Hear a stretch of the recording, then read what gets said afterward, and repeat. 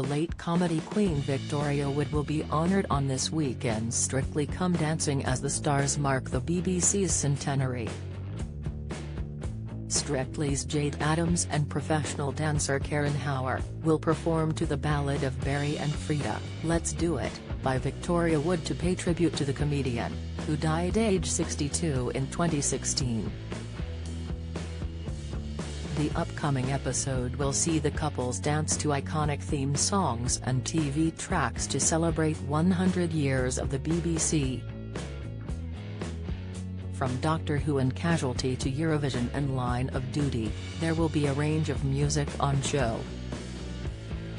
With this in mind, we take a look at the Woods' heartbreaking last 6 months before passing away following a battle with cancer of the esophagus. I've got something but it's not a man. The multi-BAFTA award-winning writer, director, actor, chose to battle her cancer private for 4 years before her death. Victoria only told close friends and family of her diagnosis, and over Christmas she began to tell more friends.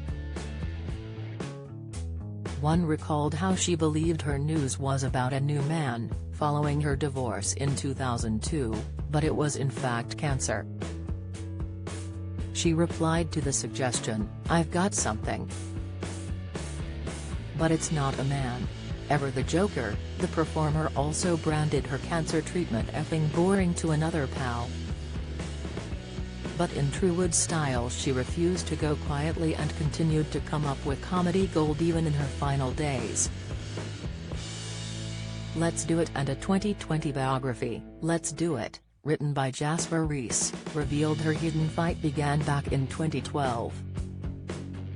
Rees was able to pull together archive material piecing together the iconic comic's life, including the last few days before her death, where she was cared for by her sister Rosalind, her children Grace and Henry, and her producer friend Piers Wenger, who all kept her spirits up. Wood was cared for by family and her pal Piers, who moved in for 2 weeks prior to her passing to be on hand after she was allowed home from hospital. Sock draw sketch. Victoria spent her final days watching MasterChef, tuning into BBC Radio 3, and was in determined denial, her old pal Julie Walters once said. When pal Paul Roberts suggested she didn't look well, she told him, "I don't want to hear that." Despite her illness, she was still compelled to use her last days to write one more hilarious sketch. Dame Julie once recalled, "Vic said, I just need to get this managed, the pain. And then I'm going to write something." They were sending her home to die, in fact, but she wasn't going home to die. It was her way of dealing with it. "Otherwise you have to face, okay, this is the end." She didn't want to do that.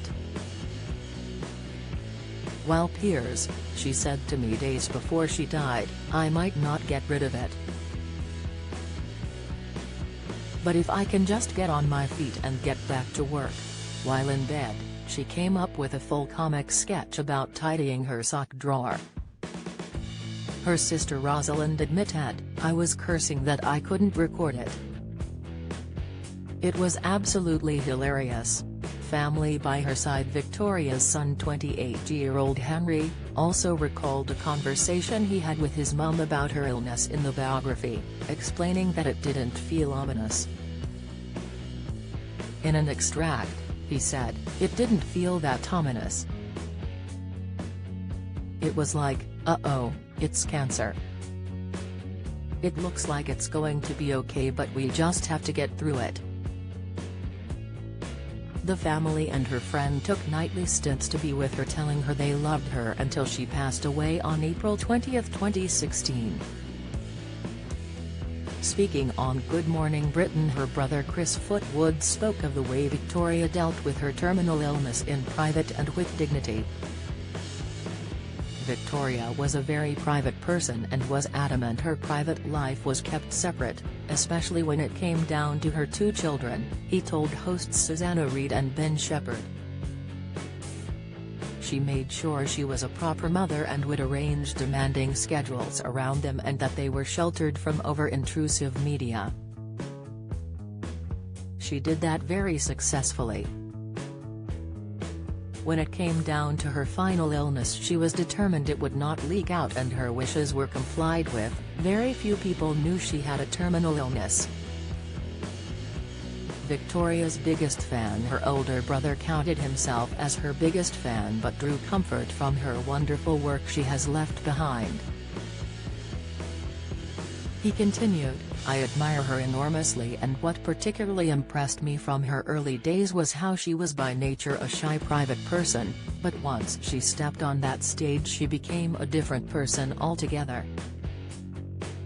You can watch Strictly Come Dancing on Saturday, October 22, at 6:40 p.m. The results show will be on Sunday at 6:45 p.m. on BBC One and BBC iPlayer.